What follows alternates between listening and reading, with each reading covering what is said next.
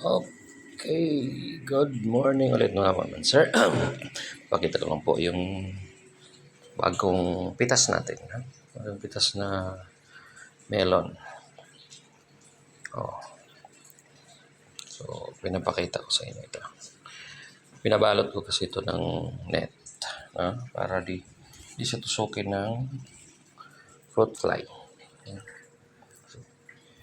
Alam nyo naman yung fruit fly talaga. Hinog na to talaga. Yellow na. Ayan, yellow na siya. Ganun kalaki. Yan, tingnan mo yung bote at saka ano.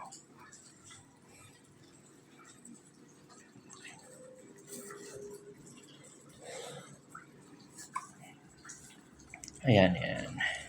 So, ito malaki. Pero parang kasing bigat lang siya. Hinog na. Natanggal na yung tangkay. No? Hinog na. Pasensya na. Kasi wala tayong cameraman.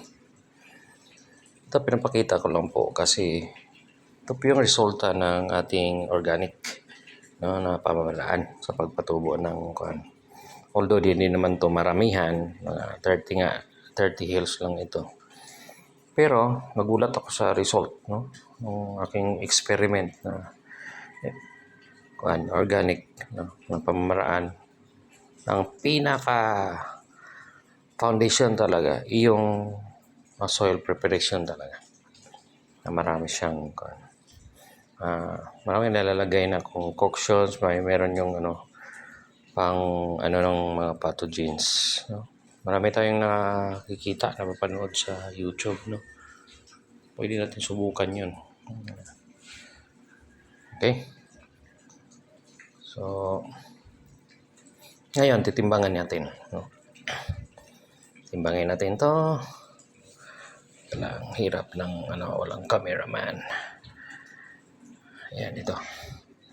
Ayan, itong isa. Oh, mas mabigat to kaysa nung sa una. 2 kilos and 400 grams. 2 kilos and 400 grams. Okay talaga. Okay. Ang susunod. Ito. Pero mabigat to kahit medyo maliit. Ang bigat. Siguro makapal lang laman ito. Yan. Mga 2 kilos and 350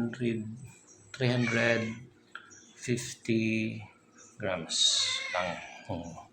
Medyo maliit konti. Okay. Ito naman isa. Itong may tangkay pa. Yan. So, medyo magaan. Oh.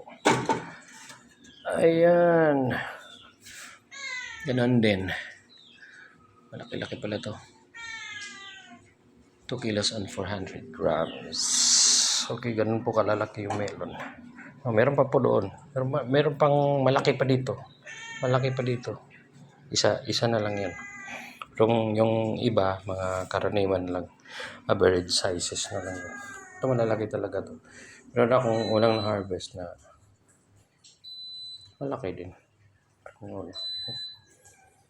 Tinatambak lang muna sa rep para di masira.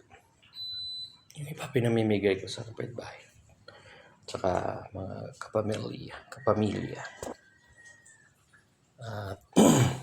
Yan na po. Nandito na lang po. So, pwede kayong mag-comment, no? Kung paano po ginawa.